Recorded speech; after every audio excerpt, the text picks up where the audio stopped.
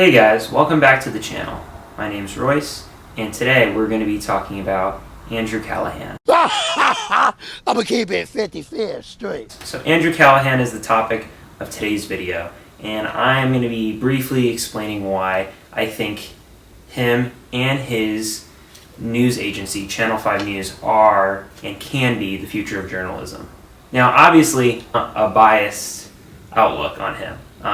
Like, for instance, I'm wearing one of his t-shirts, which, if you can see, is amazing.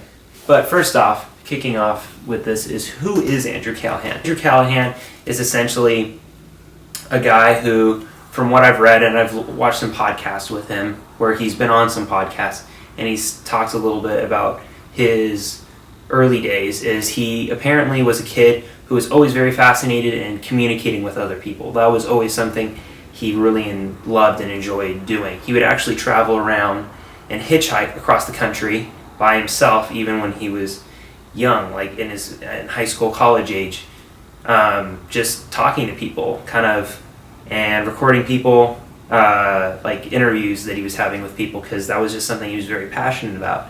And that ended up culminating in a channel called All Gas, No Brakes, which he ended up founding towards, I believe it was September of 2019, with two of his best friends. And they ended up getting a van together, and they had a camera and some microphones, and they just went around the country interviewing, talking to different people. And that's kind of how I found him. I believe I didn't find him right when the channel started. I think I found him around 2020, so I want to say either right before or right as the COVID pandemic started and with the lockdown. He kind of became an internet sensation almost overnight because of the content he was posting. For instance, his first video was titled Burning Man, where he interviewed just a bunch of people at Burning Man. And that's kind of where it started. His first couple ones were just meeting different, interesting, weird types of people. Like he went to the Area 51 raid, he went to an alien convention, he talked to a guy in Florida, went to a Donald Trump Jr. book signing, Flat Earth, furries, porn expos, border security expos, and stuff like that. And so towards the beginning of his career, it seemed like he was very interested in just looking at the weird parts of society, like interviewing people that most news agencies wouldn't. And that was really exciting that he was doing that. But then a shift kind of changed once COVID happened.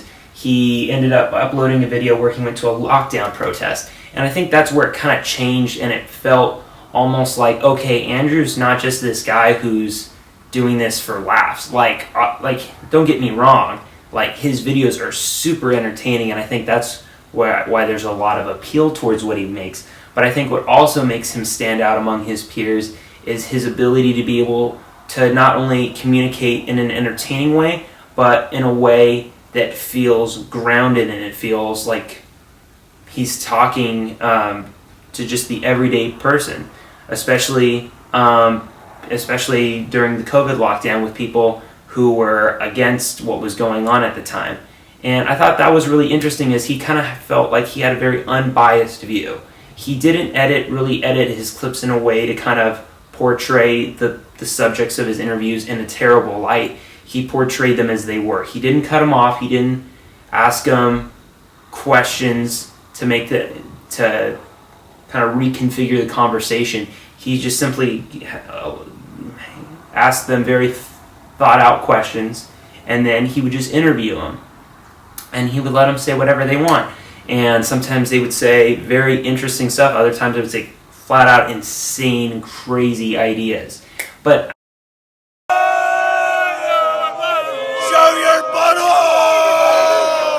I think that's what people really connected with. Is like, here's a guy who's a journalist, not really in the conventional sense. But in a way where he's independent, he's doing his own thing, but he's doing it in a way that seems very thoughtful and very understanding of the topics that he's covering. And I think that's what people really connected with. And from there, he ended up covering the many different protests that took place. For instance, after the George Floyd situation, he covered that. Even like when riots and different protests were going on, he was able to interview people that normal news agencies, even local news agencies, would be unwilling to do, for whatever reason. But Andrew and his team were able to kind of, in a way, get those interviews that no one else could. And I think that's what really made him connect with people. And so he would go on and do that. And then I want to say, I believe it was I think it was last year at some point, 2020 or 2021, he ended up switching from All Gas No Brakes to create Channel 5 News, which is the current state of his journalism journey. And from there, he kind of took it a step further, where he bought a van. He has a legit van. I actually saw it when I'll insert a clip or a photo right here when I was going on a snowboarding trip last month. We actually drove by him in his van. It was just so cool to be able to just drive by and be like, dang, that's the guy. But then, on another note, I also got to meet Tony Hawk later on that trip, which was also awesome. Just a side note. It's a flex, but I don't know. But anyway, sorry. Back to the main conversation here. So when Andrew switched over to Channel 5 News, he kind of made his own brand. It was official. It was his. And I think that was awesome because he was able to kind of have full, capable control of what he was doing, what he was talking about, and he was his own man. He was his own free agent. And I think that was really neat. And he covered a bunch of different topics, more rallies and protests that were taking off. But then he also kind of went in a different direction where he started interviewing people. Like, he went to meet up with some pickup artists in LA. He talked to these two guys named the Hoff Twins, Crip Mac, these guys that might be considered on the fringes of society, but when you actually had thought out interviews with them and he treated them and respected them like the real people they were, they had some really interesting and often entertaining things to say about who they were. That's what I really love about Andrew, is he never talks down to the people that he's interviewing. Even if he might disagree with them about what their opinions are socially or politically, he doesn't have anything against who they are as a person. And I think that's something that's really hard to find, especially in news, where I think we can all agree, what part of the political spectrum you are, it feels like, especially in our polarizing day and age that we're living in, there's this feeling that when you're watching the news, that each side kind of has a certain bias. And unfortunately, that plays out in the way they interview, who they interview, and what subjects they decide to talk about and not talk about. And that's one of the big differences that Andrew's doing, is that he has a very unbiased approach, and he meets people where they are and just talks to them human to human. And I think that connection, there's something really special there. And so, yeah, like for instance, he would go to different rallies, different stuff. Like he went to a festival out in Utah, Suicide Boys concert, which I also went to. Super dope concert. Not that one. It was one in San Diego, because I live in California. Anyway, but then he interviewed Chet Hanks, so Tom Hanks' son. That was cool. And then, yeah, even recently, what got him a lot of attention is he actually had a sit-down 45-minute interview with the QAnon shaman. That way, you can't say, hey, they went to the Capitol, they're terrorists. You say, they went to the Capitol, that's what they're supposed to do. That's what we always do. Right? And think about how that would change the collective thought patterns. And think about the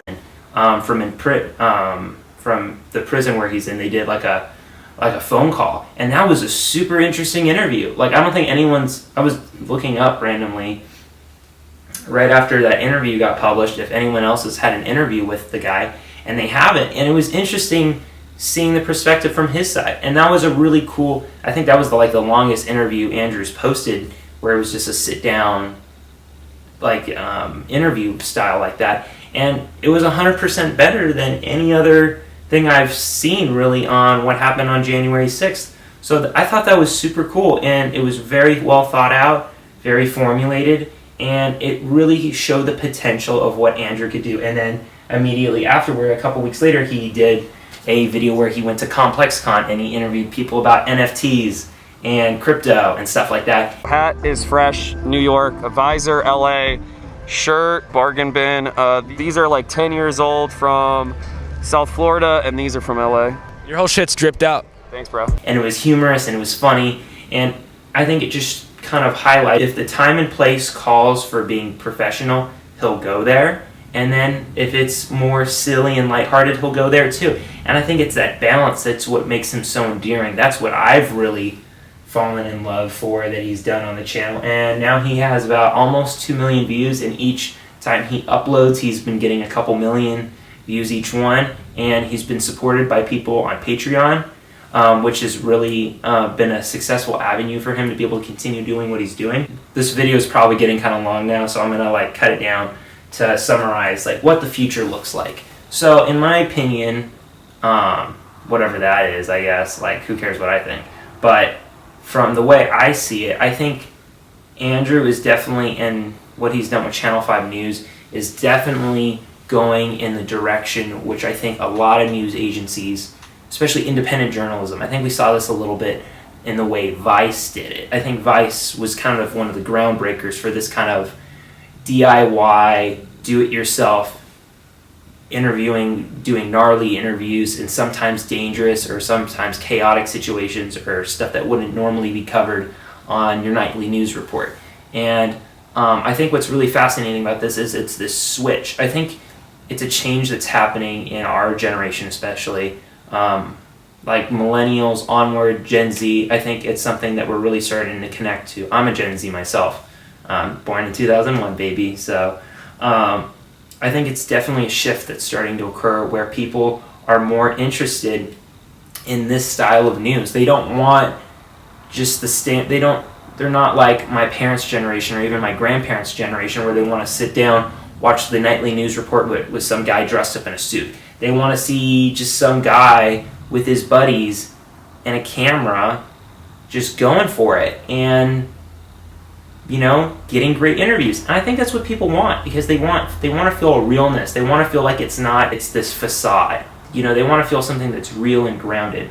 And I think that is what Andrew and his team are really conveying, and they're showing it in a way that feels unbiased and also in a way deeply hopeful. I saw there was some comment that someone had said, and it was on the website, and I don't know the words verbatim, but it said, the more I watch these videos, the more I understand America. And I think that's what Andrew Callahan is doing, is he's showing us what America is now and what it might be. Guys, thank you so much for watching. I really appreciate it, and I hope you have a great rest of your day, and I'll hopefully see you soon.